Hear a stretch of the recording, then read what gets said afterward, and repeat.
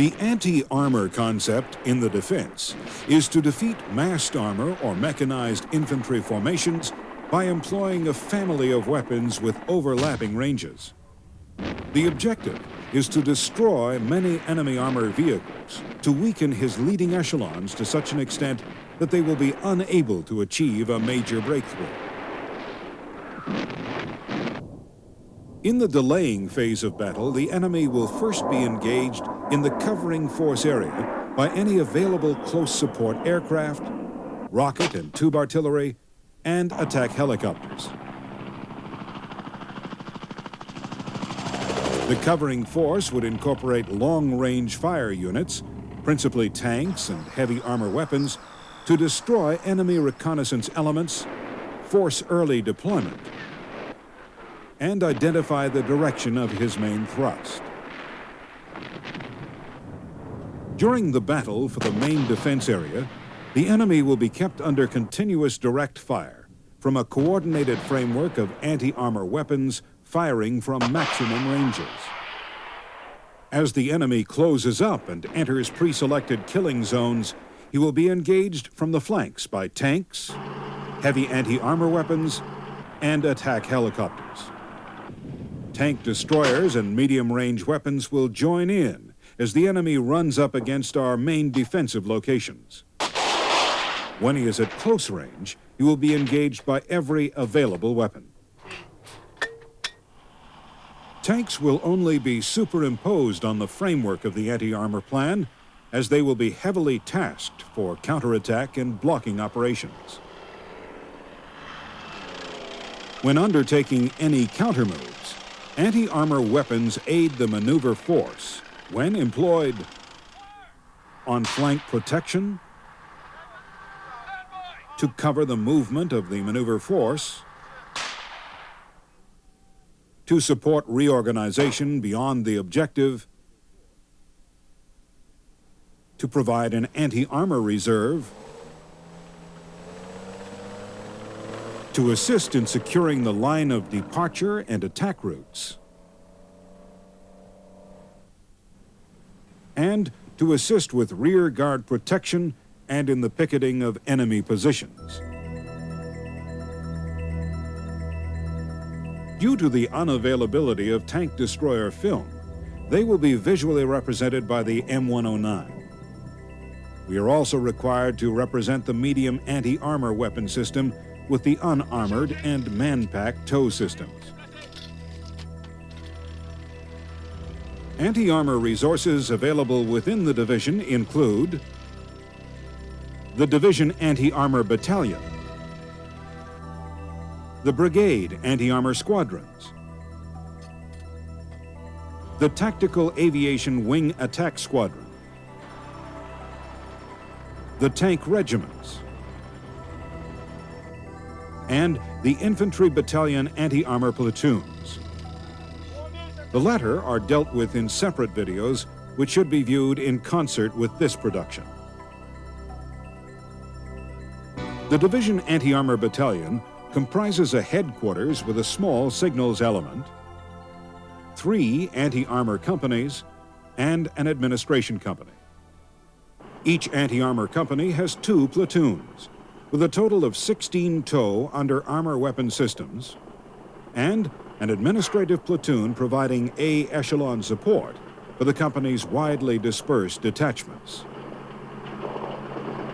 The division commander will likely allot 1 company under command of each brigade, and the brigades in turn may place 1 platoon under command of each mechanized infantry battalion. The battalion commander is normally located at division headquarters, with company commanders at their assigned brigade headquarters. Yes, sir. There, they provide anti-armor advice to their commanders and help coordinate division and brigade anti-armor operations.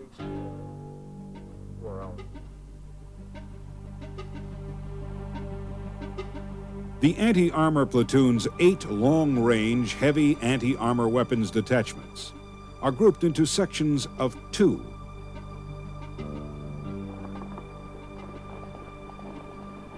The platoon commander is responsible for sighting his detachments, for controlling their maneuver, and for coordinating their fire with the infantry battalion medium anti-armor weapons. The platoon carries a reserve of ammunition, fuel, and equipment for checking out the launchers. It would include an attached ambulance to facilitate operations from forward locations. The platoon depends upon its assigned mechanized infantry battalion for the bulk of its combat service support. The anti-armor companies are organized and equipped so that they can be readily detached to the brigades to reinforce the anti-armor framework covering critical enemy approaches through the main defense area. Their weapons would initially be sighted well forward in sniping positions to engage enemy armor at maximum range. As the enemy advances, they would gradually withdraw to defilade positions in the main defense area.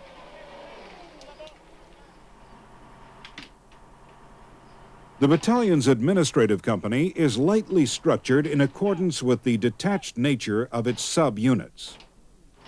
Its A2 echelon concentrates mainly on forward repair, ammunition resupply, and casualty evacuation, while the battalion's B echelon is located in the division administrative area.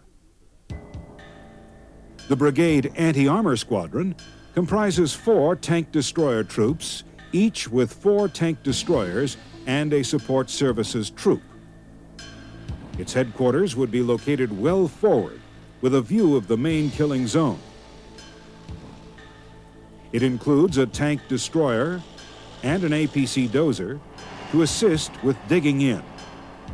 A liaison detachment would be located at brigade headquarters. The squadron support services troop includes the vehicles and personnel to provide the dispersed elements in the forward area replenishment, first-line maintenance, and casualty evacuation. The squadron's primary tasks involve reinforcement of the anti-armor framework in the main defense area and the covering of gaps between forward formations and battle groups. 3 of its troops would likely be under command of battle groups and deployed well forward, providing intimate direct fire support to combat teams and battle groups. The 4th troop would normally be employed as a reserve or on flank protection. Tank destroyers will normally be employed in pairs and co-located with combat team or battalion anti-armor platoon elements, where the use of obstacles, local security, and digging would minimize their vulnerabilities. At any point in the battle, tank destroyers may be repositioned as required to counter a specific enemy threat. The basic weaponry dedicated to anti-armor operations includes main battle tanks, tank destroyers, attack helicopters, heavy, medium, and personal anti-tank weapons, anti-APC cannons, scatterable mines, and obstacle systems. These will all be augmented to a degree by close air support missions, along with gun and missile artillery. The tank is the best assault anti-tank weapon and usually leads the attacking force. Tanks also supplement other long-range anti-armor weapons in the static direct fire role. The tank gun system, with its advanced optics, provides a good night capability. The tank's fighting range extends out to 2,000 meters, and its ammunition is capable of defeating all known types of enemy armor. Tank destroyers are designed to be employed in a defensive role, augmenting anti-armor missile systems and freeing up tanks for employment elsewhere. They are compact, well-armored, and incorporate a simple gun system, which can rapidly engage a succession of targets within a limited arc out to its best fighting range of 2,000 meters. Attack helicopters employ a guided missile weapon system.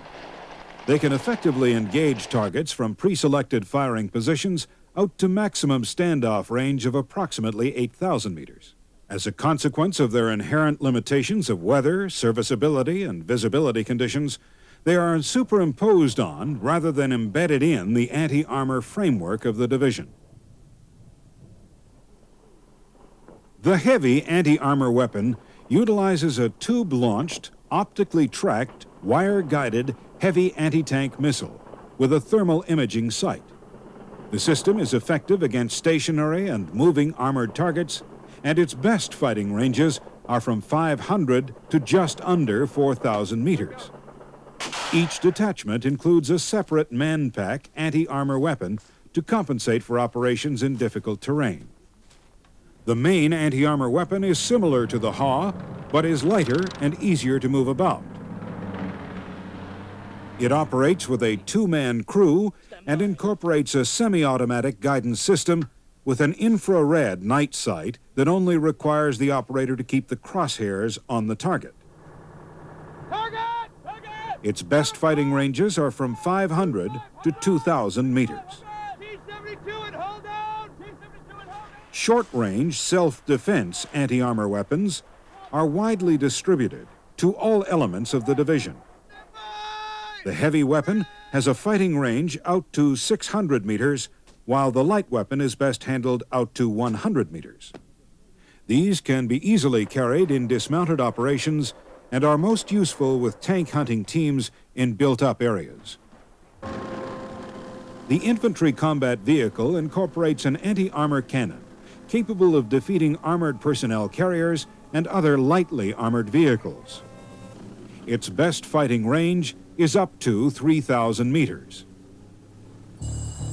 Obstacles, such as conventional minefields and anti-tank ditches, force the enemy to present an increased number of targets under more favorable engagement conditions to our main anti-armor weapon systems.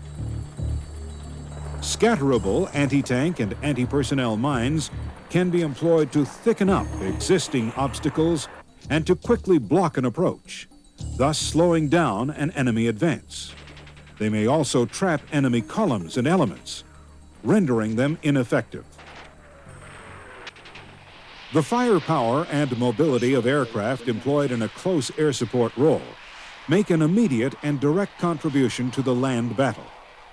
Their rockets, bombs, and cannons are effective against all types of armor. Artillery will continue to function in its traditional role of providing indirect fire support and in separating enemy APCs from their tanks. It also forces tanks to button up, making them considerably less effective.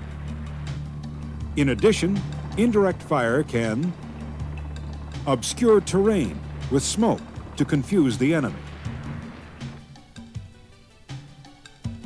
degrade the enemy gunner's aiming ability, and damage his sighting systems, destroy tanks and APCs by top attack and guided munitions, and deliver mines to channelize and assist in the destruction of the enemy. The anti-armor aspect of planning is an overriding consideration in the development of the overall division defense plan. Generally, the division commander's concept and plan flows downwards to brigades and to their battle groups. The foundation of the anti-armor plan is built up by the battle groups, with coordination being effected back up through brigades to the division. The brigade commander's anti-armor plan will become the framework of his defense. But due to the complexity of the battlefield, he will have to further delegate and assign anti-armor resources down to the battle groups. But that's essentially all I can do at present. Anti-armor plans must be coordinated with other plans, and especially with the fire plan, which must allow for the close protection and redeployment of tank destroyers and heavy anti-armor detachments. The barrier plan, which channels the enemy into killing zones which must be covered by anti-armor weapons. The surveillance and target acquisition plan to provide assistance in identification and tracking of targets for the long-range weapons. And the counter-move, counter-attack plan, which will allocate anti-armor resources in support of maneuver forces. The division commander's estimate projects areas where enemy armor could be expected. He allocates his anti-armor resources to meet this threat, mainly based on what enemy strength can be expected on each armored approach, what ground features dominate these approaches,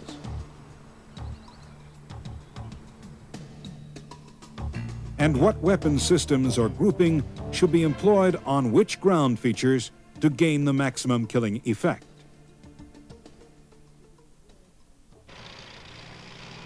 To counter the threat, resources which could be made available to a battle group include a platoon from the Division Anti-Armor Battalion and a troop from the Brigade Anti-Armor Squadron.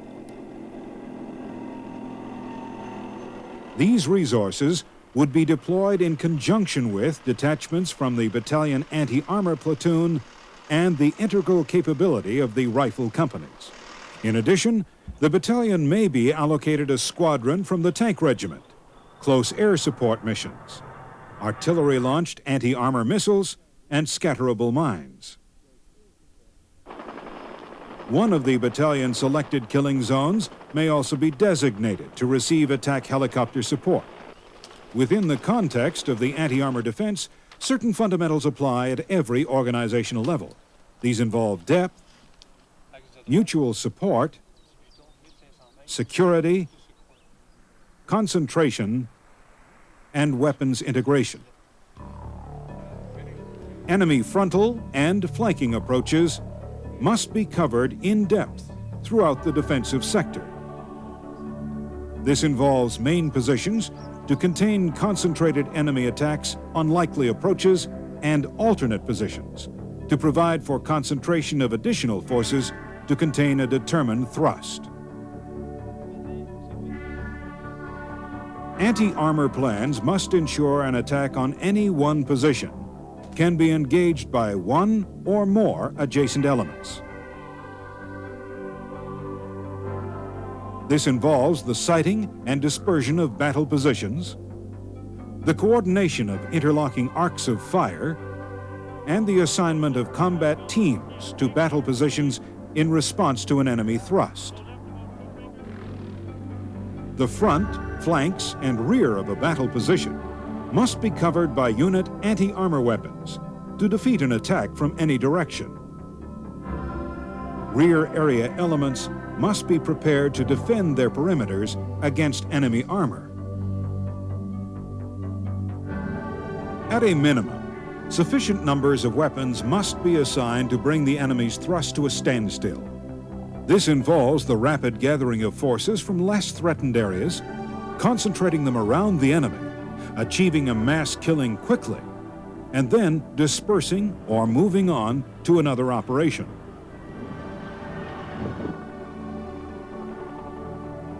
All weapons capable of destroying armor are integral to the anti-armor defense. Each must be well concealed with clear fields of fire, employed at its effective fighting range, and not necessarily sighted within assigned combat team battle positions. An elementary problem arises in planning the defense. Which to sight first, the anti-armor weapons or the rifle companies? Anti-armor weapons must be sighted to overlook likely enemy-mounted approaches and selected killing zones. Some of the long-range weapons will likely be deployed outside the defense perimeter. Rifle companies are located to block enemy dismounted attacks, which are attempting to destroy our anti-armor weapons. In addition, company positions containing anti-armor weapons may be larger than desired to allow maneuver room and avoid neutralization of the entire position once anti-armor fire commences. The key is to sight anti-armor weapons to dominate the enemy over his mounted approaches and force him to dismount. The rifle companies are then deployed to defeat the enemy on the dismounted approaches to the position. The brigade commander's estimate has identified the major and secondary enemy mechanized approaches that lead to the brigade vital ground. The battle group commander has estimated he must commence attrition on the major approach in a forward kill zone on the far side of the obstacle. He has further identified 2 other kill zones within his assigned defense area. He plans to deploy the 8 assigned long-range anti-armor weapons in standoff positions to first cover the limits of the forward kill zone and then to cover the close-in kill zones on the home side of the FIBA. He then positions the battalion medium-range anti-armor weapons to cover the various kill zones. And the tank destroyers are similarly integrated into the anti-armor framework. The company's medium-range anti-armor weapons and the anti-APC cannons will normally be deployed in the battle positions. The tank squadrons assigned to the battle group are to be initially positioned well forward on sniping tasks, and then held back as a reserve for counterattack or blocking actions. They have been superimposed on the overall anti-armor framework so that they can be withdrawn if required elsewhere. The proliferation of anti-armor resources has created command and control problems of considerable complexity. Resources must be correctly sited, well coordinated, and then employment must be tightly controlled if their combined shock effect is to be fully exploited. The anti-armor battle and the defensive battle are one in the same and must be regarded as such. Anti-armor weapons are a vital part of the flexible defensive framework and must be capable of being repositioned as the battle develops. Success in the anti-armor battle will be based on the skilled handling of the division anti-armor weapon systems and the manipulation of the defensive framework.